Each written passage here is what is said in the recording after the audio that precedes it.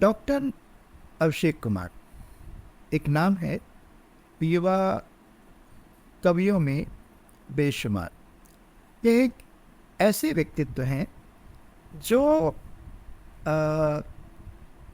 Basically Bihar से संबंध रखते हैं, और अभी हाल में ही उनका एक कविता संग्रह आया है, बिहार की मिट्टी मांगे जन सुराज। तो कल ही उनका जन्मदिन भी था। एक ऐसे कवि हैं, एक ऐसे साहित्यकार हैं जो अपनी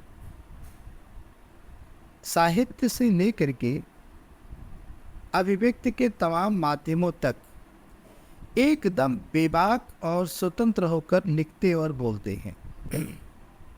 और सही बताऊं आपको, तो साहित्य में ऐसे व्यक्ति ही दूर तक प्रभावित करते हैं या दूर तक कार्य करने की क्षमता रखते हैं।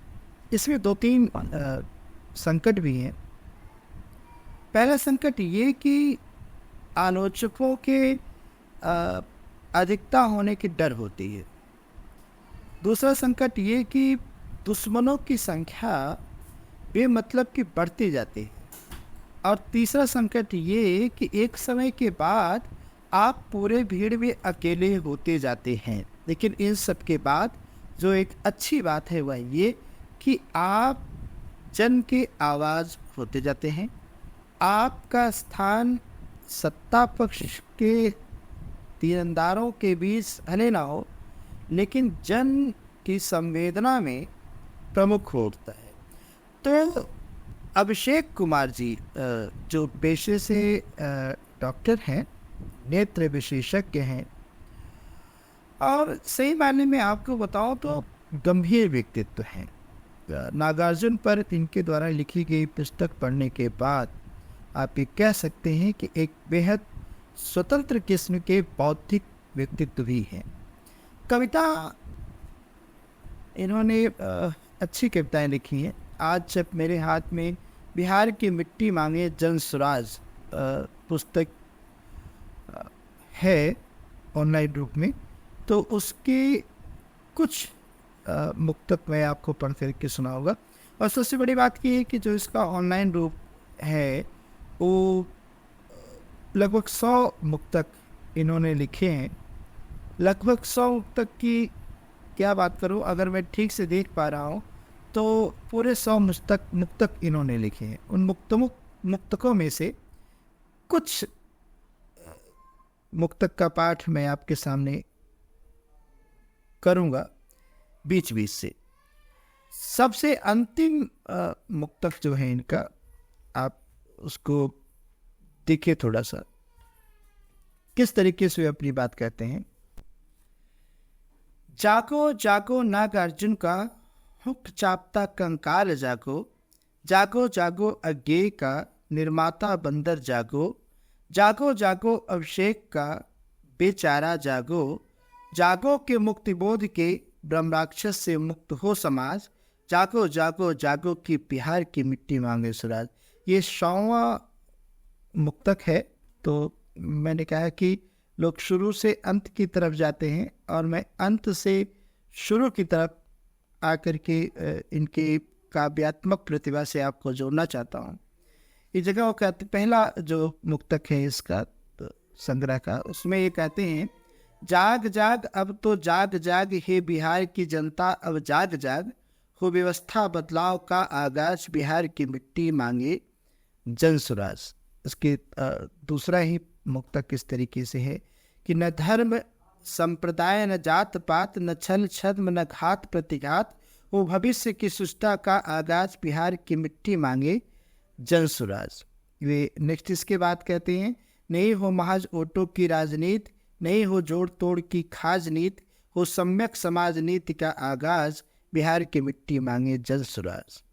न किसी की चारण वंदना, न चापलूसी, न वंशवाद, न कुर्सी की रस्सा कसी, हो जन पक्षधरता का आगाज, बिहार की मिट्टी मांगे जन सुराज। न हो गरीबों का शोषण, न हो युवाओं का विस्थापन, हो सबके हित नीति का आगाज, बिहार की मिट्टी मांगे जन सुराज। ना गूंजे अन्नदाता का चीत्कार, ना हो अबलाओं पर अत्याचार, हो सबके हित नीति का आगाज, बिहार की मिट्टी मांगे जल सुराज। हो जल जंगल जमीन की बात, हो आदिवासियों की समस्याओं का निजात, हो सबके हित नीति का आगाज, बिहार की मिट्टी मांगे जल सुराज। हो नक्सलवाद की समस्या का समाधान, हो आर्थिक राजनीतिक और सामाजिक न्याय का विधान, हो सबके हित का आगाज, बिहार की मिट्टी मांगे जल सुराज। न हिंदू मुस्लिम का झगड़ा हो, न मंदिर मस्जिद का रगड़ा हो सम्यक समाज का आगाज, बिहार की मिट्टी मांगे जल सुराज। हर हाथों को रोजगार मिले, शिक्षा जीवन का आधार बने, हो सबके हित नीति का आगाज, बिहार की मिट्टी मांगे जल सुराज। जहाँ नकारात्मकता का बोलबाला न हो, जहाँ सकारात्मकता महज एक शोला न हो, रचनात्मकता की धुन पर थिरके संपूर्ण समाज, बिहार की मिट्टी मांगे जल सुराज। तो अभी हाल में ही मैं बिहार भी होकर आया हूँ। बिहार होकर विशेष करके मुंगेर गया हुआ था। तो मुंगेर जाने के बाद वहाँ बिहार की जो सामाजिक स्थिति को मैंने देखा। विशेष सामाजिक स्थिति की बात जहाँ तक बताऊँ तो जो कुछ व्यवस्था को खामियों को जो मैंने देखा और वहाँ के लोगों को छोटी छोटी परेशानियाँ उठाते हुए देखा, और ये देखा कि निसंदेह अगर बिहार की जनता जिंदा है तो अपनी सत्कर्मों की वजह से, अपने श्रम की वजह से वो वहाँ पे रह रहे हैं। रेलवे व्यवस्था, कितनी भीड़, कितनी अव्यवस्था, दूर दराज इलाकों में ट्रांसपोर्ट ना पहुँच पाने की स्थिति। तो ये जल स्वराज की जो परिकल्पना है, अगर इन सब को यहाँ से जोड़ करके देखेंगे, डॉक्टर अभिषेक कुमार की बिहार की जनता मांगे जल स्वराज को जोड़ करके देखेंगे तो आपको ज़्यादा गहराई में समझ आएगा।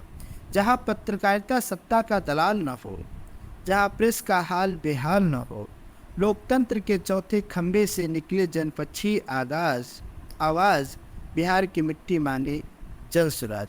आगे चल करके फिर आप देखिए इसको, क्योंकि बीच बीच से मैं पदों को उठा रहा हूँ, वक्तव्यों को उठा रहा हूँ, फिर आपके सामने उसका वाचन कर रहा हूँ। ये लिखते हैं कि बूढ़े शियारों ने खुद को रंगा है, अवसरवादियों ने खूब ठगा है, जनता के गद्दारों को पहचानो समाज, बिहार की जनता मांगे जल स्वराज।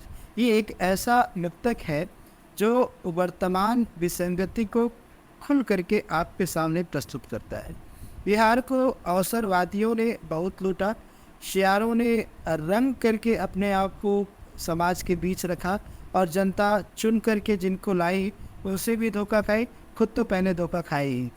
तो यहाँ जिस प्रकार के परिवेश का निर्माण राजनीतिज्ञों ने किया, अगर वे अवसरवाद, जातिवाद, व्यक्तिवाद, परिवारवाद आदि के दुष्चक्रों में स्वयं को न फंसाए होते, न उलझाए होते, तो निसंदेह वहाँ के जनता में, वहाँ के समाज में इतनी काबिलियत है कि वे